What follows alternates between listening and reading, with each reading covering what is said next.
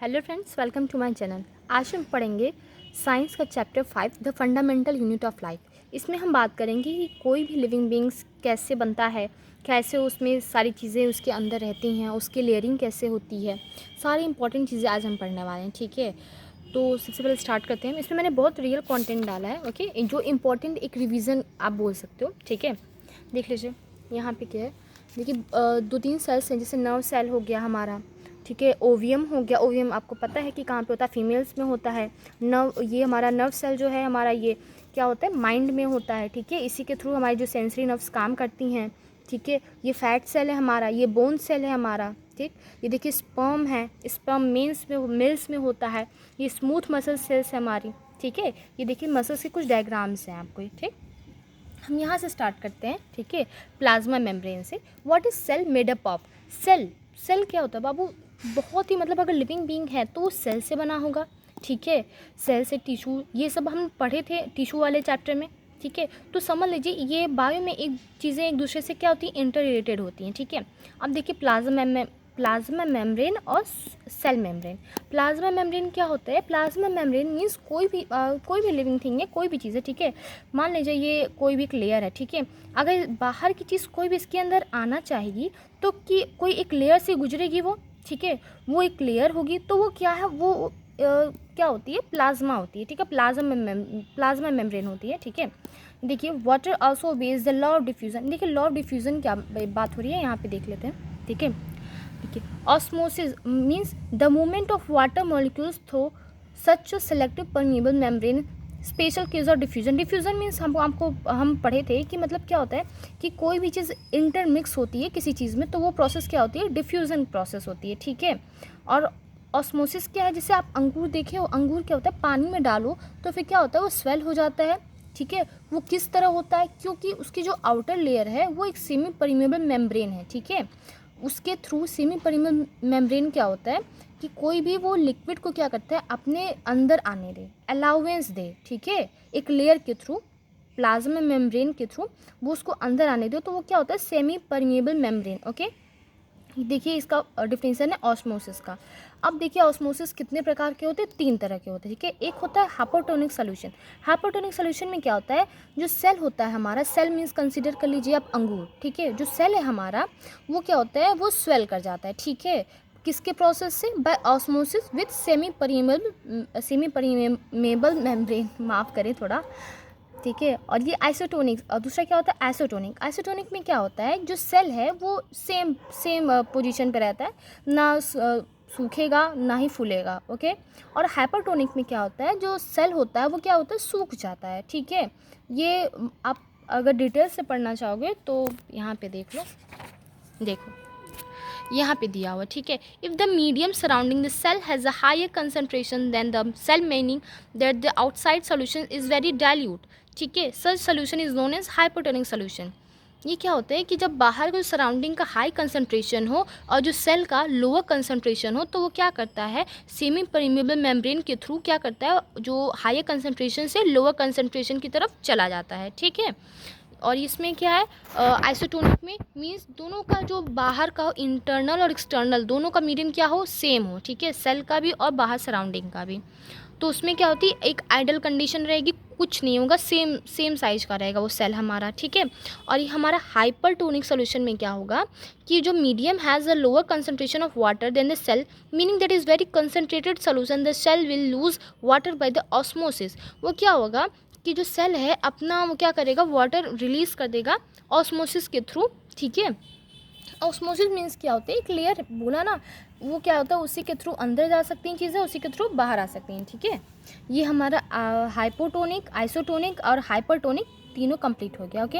अब हम बात करते हैं absorption. Absorption of water by plant root is also example of osmosis. ये क्या है, देखिए जो रूट्स होती हैं, जड़ें होती हैं पेड़ की, वो क्या करती हैं, ज़मीन से क्या करती हैं, पानी को सोखती तो हैं, वो भी तो एक तरह का एब्जॉर्प्शन ही कर रही हैं, तो उस प्रोसेस को भी हम क्या बोल सकते हैं, ऑस्मोसिस कहते हैं, ठीक है। अब देख लीजिए प्लाज्मा क्या होता है। प्लाज्मा जो है हमारा लाइपिड और प्रोटीन से बना होता है, ठीक है। प्लाज्मा एक तरीके से समझ लीजिए जो सेल है हमारा, ठीक है, उसके अंदर की बात हो रही है प्लाज्मा, ठीक है। मतलब अंदर की बात मैं बोलूँ तो देखिए यहाँ पे ये साइटोप्लाज्म सेल ऑर्गेन्स, ठीक है।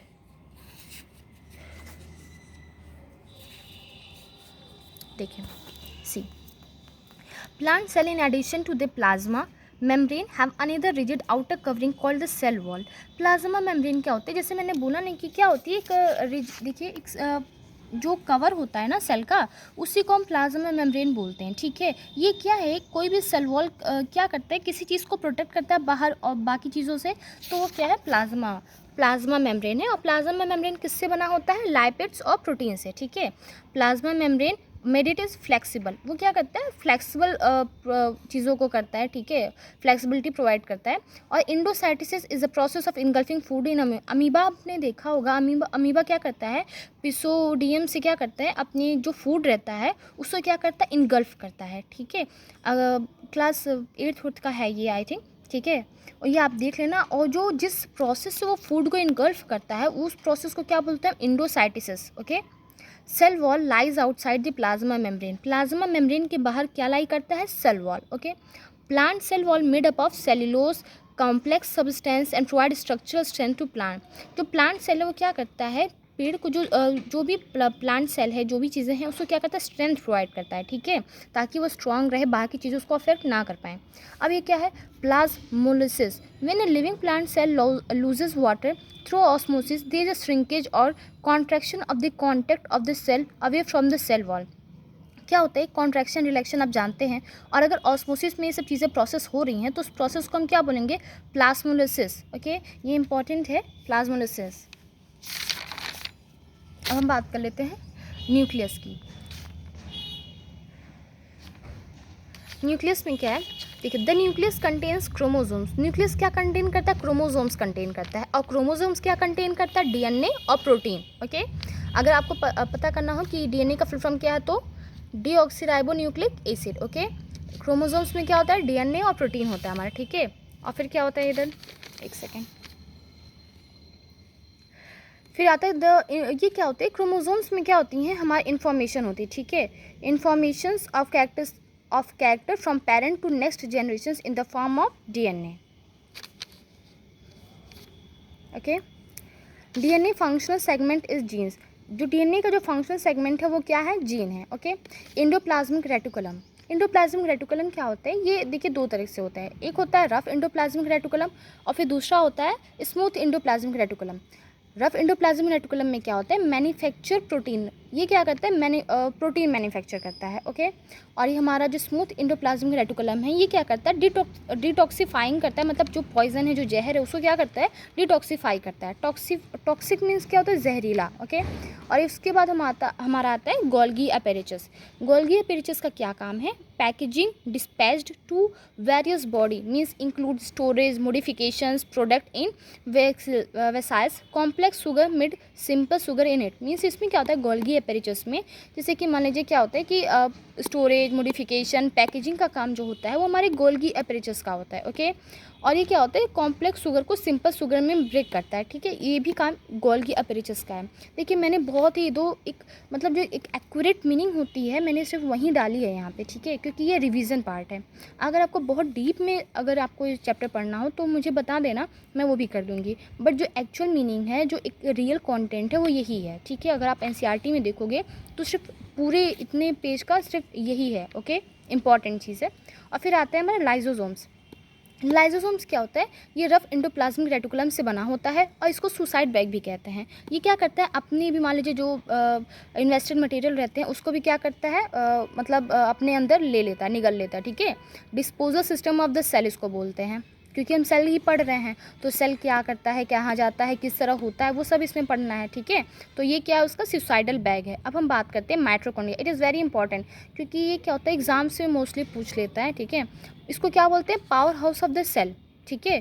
मतलब अगर सेल बनना है, सेल को कुछ भी करना है तो क्या है, माइटोकॉन्ड्रिया की उसमें हेल्प होगी, ठीक है। और इसमें इसके अंडर में क्या है, एटीपी, इसको क्या बोलते हैं, energy currency of the cell. Means अगर आपको कोई भी चीज़ बनानी है तो आपको एनर्जी चाहिए होगी, सारी चीज़ें चाहिए होगी, तो वो क्या होता है, एटीपी प्रोवाइड करता है, ठीक है। और ये माइटोकॉन्ड्रिया का क्या होता है, खुद का डीएनए और राइबोसोम्स होता है। अगर आपसे कोई पूछे कि माइटोकॉन्ड्रिया का मतलब कोई स्पेशल क्वालिटी है तो आप बोल सकते हो, yes they have own DNA and own ribosomes, okay. And mitochondria also able to make their own protein. Mitochondria क्या कर सकता है, अपने खुद का प्रोटीन भी बना सकता है। ओके, अब हम बात करते हैं प्लास्टिड्स की। प्लास्टिड्स क्या होता है, present only in plant cell. Plastid कहाँ पे प्रेजेंट होता है, सिर्फ और सिर्फ प्लांट सेल में। जैसे कि प्लांट सेल, ये प्लास्टिड्स कितने टाइप का होता है, पहला क्रोमोप्लास्ट और दूसरा ल्यूकोप्लास्ट। क्रोमोप्लास्ट क्या करता है, हमारा कंटेन्स क्लोरोफिल, ठीक है। जो फोटोसिंथेसिस का जो भी आता है सेगमेंट, वो किस में आता है, क्रोमोप्लास्ट में आता है। और ल्यूकोप्लास्ट में क्या आता है, हमारा स्टार्च, ऑयल, प्रोटीन्स, ग्रेनुअल्स, ये सारी चीज़ें कहाँ स्टोर होती हैं, हमारे ल्यूकोप्लास्ट में होती हैं, ठीक है। देखो प्लास्टिड्स के पास भी क्या होता है, खुद का डीएनए और खुद का राइबोसोम्स होता है, लाइक माइटोकॉन्ड्रिया। ओके, अब हम बात करते हैं सेल डिवीज़न की। सेल डिवीजन में क्या है, mitosis, the process of cell division by which most of the cell divided for growth is mother cell divided to form two identical daughter.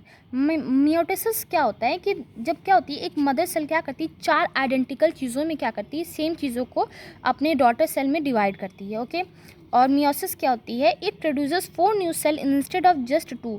ये 2 की जगह क्या करती है, 4 सेल डिवाइड करती है। The new cell have half of the number of chromosome than that of mother. देख लीजिए एक मिनट।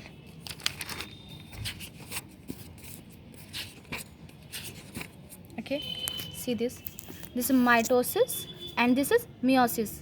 यहाँ पे देख रहे हैं क्या करें, जो मदर डॉटर सेल है, देखिए 2 में बांट रही है। इसमें क्या है, ये 4 में बांट, देखिए 4 की जगह किस में बांट रही है, 2 में बांट रही है, ठीक है। देखिए 2 में बांट रही है, और इसमें क्या कर रही है, ये क्या करी, 4 में बांट रही है, ठीक है।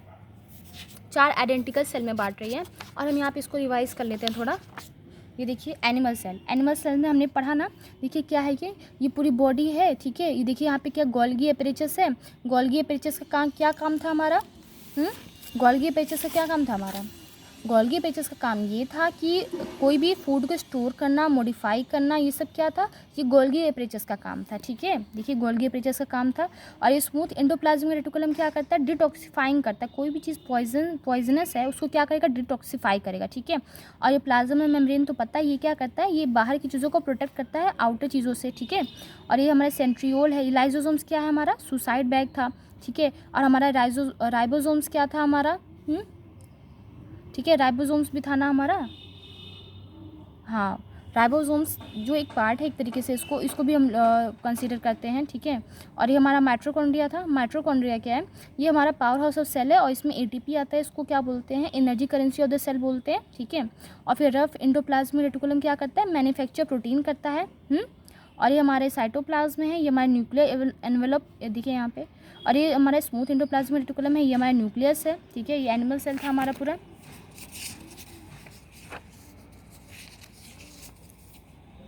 हम बात करते हैं प्लांट सेल की। देखिए प्लांट सेल में क्या है, हमारा माइटोकॉन्ड्रिया इसमें भी है, ठीक है, साइटोप्लाज्म है।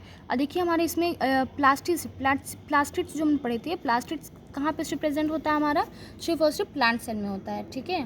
जैसे क्रोमोप्लास्ट, ल्यूकोप्लास्ट पढ़ा था ना, ठीक है, वो हमारा कहाँ पे, देखिए क्रोमोप्लास्ट, ल्यूकोप्लास्ट किसका पार्ट है, प्लास्टिड्स का पार्ट है, ठीक है। और ये क्या होता है, सिर्फ और सिर्फ प्लांट सेल में ही प्रेजेंट होता है, ठीक। ये डायग्राम के थ्रू आप समझ सकते हो। स्मूथ एंडोप्लाज्मिक रेटिकुलम ये सब पढ़ा है हमने, लाइजोसोम्स पढ़ा है, गोल्गी पढ़ा है, ठीक है। ये सारी चीज़ें हैं, ठीक है, प्लास्टिड्स हैं और ये सब कुछ है।